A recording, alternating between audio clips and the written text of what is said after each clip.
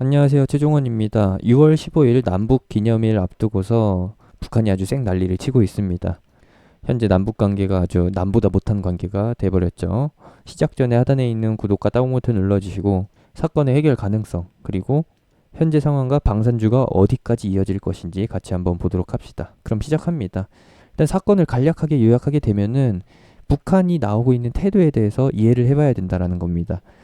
진짜로 삐라가 마음에 안 들었거나 불법 대북 전단이 마음에 안 들었거나 아니면은 삐라를 핑계로 해가지고 요구사항을 들어달라고 하려거나 아니면은 더 큰 그림을 위해서 더 큰 그림이라고 하면은 북한 제재, 대북 제재 해제를 목적으로 해가지고 이렇게 밑밥을 까는 거거나 빌드업을 해나가는 것이나 아니면은 현재 김정은 체제 그리고 혹여라도 김여정 체제로 넘어갈 것이라는 가정하에 공포정치 목적으로 무력 행사를 하는 것이다 라고 볼 수가 있는 것이죠. 총 4가지 정도로 볼 수가 있는데 북한의 입장에서 대략적으로 이해를 해보게 되면은 진짜로 이 광고 스팸 찌라시가 아니죠. 삐라가 마음에 안 들어가지고 이런 식으로 나오는 거일 수도 있고 뭐 이거는 당연히 이해를 해야죠. 왜냐?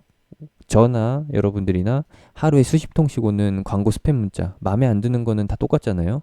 북한 입장에서 삐라 받는 거랑 우리 현관문 문짝에 전단지 붙어 있는 거랑 스마트폰, 핸드폰으로 하루 종일 광고 스팸 문자 오는 거랑 뭐 다를 바가 없다라는 겁니다. 우리가 아무리 잘 방어를 해봐야 스팸 문자는 차단 단어 뚫고서 들어오게 되는 것이고 전단지는 쥐도 새도 모르게 문에 붙이고 가는 것이고 한국 정부에서 아무리 불법으로 이제 법으로 제정하고 막는다 하더라도 시민단체에서 밤늦게 몰래 정부 몰래 삐라 살포를 한다라고 하면은 막을 수가 없는 거잖아요. 그래서 북한 입장에서는 최고의 선택을 한다라는 겁니다. 최고의 선택은 최고의 방어는 공격이다라는 것이죠. 뭐 현재 상황은 이렇고 바로 본론으로 들어간다라고 하면은 중국이 개입을 했습니다. 화면에도 보이다시피 미리 표시를 해놨죠. 바로 중국이 나섰습니다. 중국 외교부 쪽에서 북한은 남한과 대화로 해결해야 된다.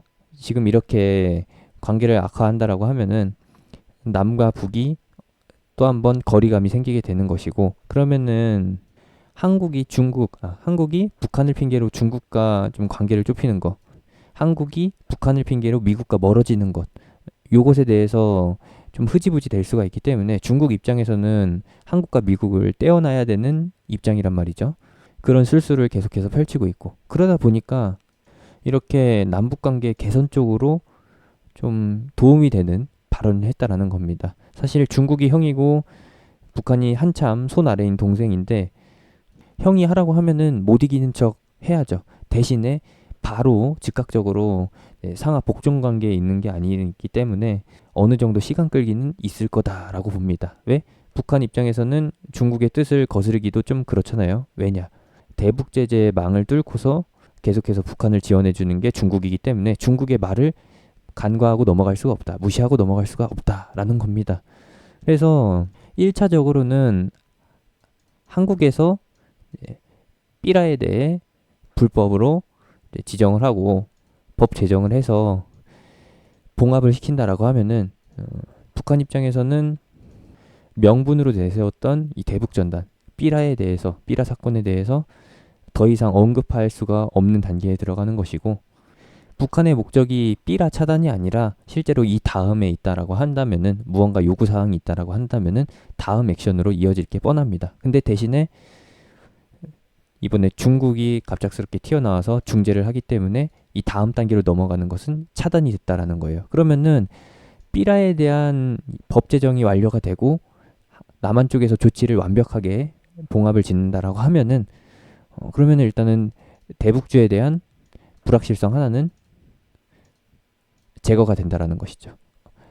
악재의 요인이 해소가 된다라는 겁니다.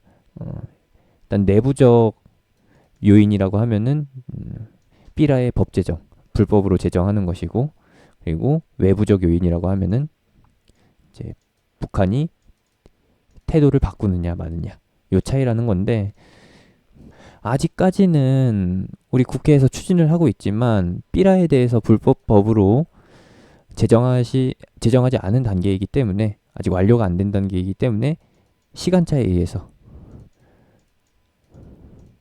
현재서부터 완료 시점까지의 이 시간차 동안은 방산주가 움직이고 대북주는 살짝 조정을 이어간다라는 것이죠. 이 관점으로 보면 된다라는 겁니다. 그러면은 방산주 주포 입장에서는 이 타이밍에 최대한 끌어낼 수 있을 만큼 끌어내서 차익 실현을 해야 된다라는 게 핵심이죠. 여러분들이 방산주 주포라도 그렇게 할 거 아니에요. 이제 카운트다운 들어갔잖아요. 중국에서 중재하고 나서는데 언제까지 북한이 버팅기고서 이렇게 버틸 수 있느냐. 방산주 오를 그 멍석을 깔아놓고 있을 수 있느냐라는 거예요. 옆에서 형이 말리는데 동생이 자꾸 우통 까고 싸우려고 나서면은 결국에는 형이 참다 못해서 동생 싸대기 때리고서 끌고 가죠. 북한이 못 이기는 척 이제 형한테 끌려가긴 하겠지만 그 중간에 뭐 닿지 않을 잽이나 뭐 헛손질 그리고 발차기, 발길질 같은 거 하면서 위협을 가할 거다라는 겁니다. 지금 뉴스상으로 보셔서 아시겠지만 계속해서 북한이 이제 우리 쪽에 도발을 할 것이다라는 쪽으로 가능성을 열어두고 있고 뭐 발목질에, 목함질에나 아니면은 군사지역 도발, 미사일 발사 실험, 핵실험 등등의 도발 행위를 좀 보여줄 수도 있어요. 뭐 거기까지가 가면은 차라리 그걸 빨리 해줬으면 좋겠다라는 겁니다. 거기까지 가면은 일단 북한이 할 수 있는 거는 다 하는 거거든요. 다 나오는 거기 때문에 거기서 이제 더 이상 악재가 확대가 되지 않는 단계라는 것을 인식하고서 대북주는 이슈가 정점을 찍었다. 그러면은 이슈가 정점을 찍었다라는 것은 바닥을 찍었으니까 단기 바닥 찍었으니까 이제 더 이상 악재가 확대되지 않고 불확실성이 해소가 되면서 반등할 수 있다라는 거예요. 뭐 그 타이밍이 되면은 뭐겠어요. 북한이 액션을 취할 수 있을 만큼 다 취하게 되면은 방산주도 고점이라는 거예요. 그럼 방산주 관점에서 보게 되면은 빅텍이 현재 전고점을 앞두고 있는데 A 구간 이제 넘었고 이제 B 구간 남았다라는 겁니다. 당장 내일이 될 수도 있고 뭐 하루 이틀 뒤 다음 주가 될 수도 있는데 요 타이밍에서 이제 북한이 취할 수 있는 모든 강경한 태도는 다 나온다라는 거예요. 며칠이 걸릴 수도 있습니다. 더 걸릴 수도 있어요. 오늘이 6월 9일이고 이제 제가 아까 처음에 기념일이라고 말씀드린 거는 6월 15일이기 때문에 아직 기간이 남았다라는 거. 북한이 남한을 물먹이기 위해서는 6.15 행사가 그들만의 리그가 되게끔 의미를 퇴색시킬 가능성이 있다라는 겁니다. 뭐 사실 까놓고 얘기해서 지금 6.15 행사 파토난 것은 기정사실인 거고 9.19 군사선언 역시도 파기가 안 됐지만 의미가 없어진 것은 거의 사실이기 때문에 모멘텀으로 삼을 수도 없는 상태다라는 겁니다. 앞에서 말씀드렸던 걸 다시 한번 정리해드리게 되면은 일단은 중국이 개입했다라는 것은 여러분들도 보셨죠. 중국이 중재에 나섰고 중국이 중재에 나선 것에 대해서 북한이 이제 반응을 보이겠죠. 북한이 반응을 보이기 전까지는 일단은 시간이 걸린다라는 겁니다. 이게 불확실성 해소 단계죠. 해소 단계 전까지는 북한이 액션을 취할 수 있어요. 액션이라고 하면은 도발이죠. 도발을 취하는 단계까지는 이게 현재가 되겠고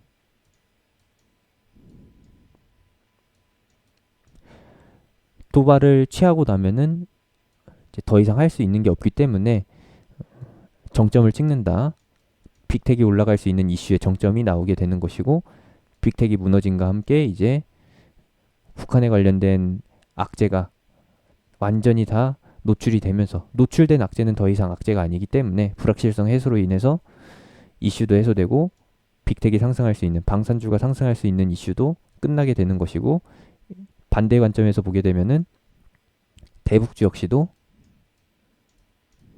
더 이상 하락할 수 있을 만한 하락의 명분, 하락의 불확실성이 해소가 된다라는 겁니다. 그러면은 동시다발적으로 일어나진 않더라도 시간차로 인해서 시간차가 나타나게 되면서 방산주가 하락하고 뭐 하루 이틀 뒤에 대북주가 다시 한번 반등하게 되는 대북주가 상승 기로로 다시 한번 올라타게 되는 요 구조로 간다라는 겁니다.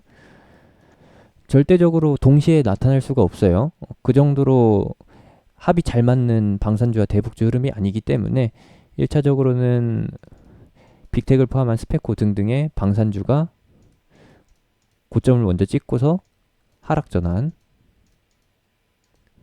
여기에는 필수적으로 이제 중국의 개입에 못 이겨서 이제 북한이 액션을 끝내는 것.